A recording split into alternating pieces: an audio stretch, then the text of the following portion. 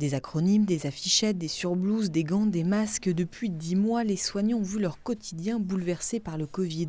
Une vague, puis deux, plus haute, plus violente, plus longue. Alors que la France se prépare aux fêtes de fin d'année, ici, beaucoup seront au chevet des patients et craignent déjà la troisième vague. À Annecy, 40 patients sont encore hospitalisés dans les services de médecine en raison du Covid. On fait quand même 5 à 6 entrées dans les unités Covid de façon quotidienne.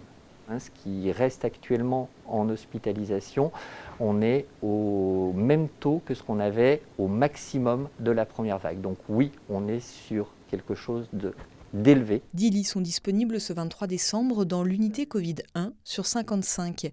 Les unités 2 et 3 ont été refermées pour permettre une reprise progressive de la chirurgie.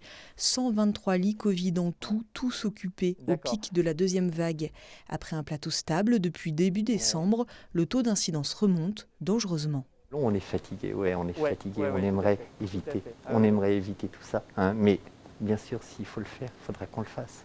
Que nous, on n'est pas extensible, on tient depuis une année, tout le monde tient. Je ne suis pas sûr que les gens qui soient confinés à la maison, qui n'ont plus de boulot, ce soit facile pour eux. Nous, on en a trop de boulot. Voilà. Que les gens fassent attention sera un grand pas pour qu'on puisse effectivement éviter une troisième vague, en tout cas une énorme troisième vague, parce que, comme vous le dites, on part de très haut. Avec l'expérience des deux premières, oui, on est prêt toujours. Donc, par principe, tous les outils sont prêts. Après, prêt moralement, c'est un autre sujet.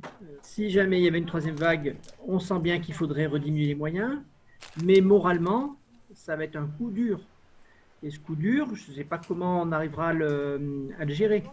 À le gérer parce que du coup, c'est un arbitrage entre quels moyens vont pour prendre en charge la Covid, quels moyens finalement on enlève pour prendre en charge d'autres patients.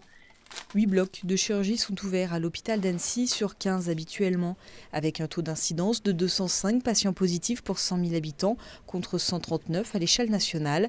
La Haute-Savoie reste l'un des départements les plus touchés de France.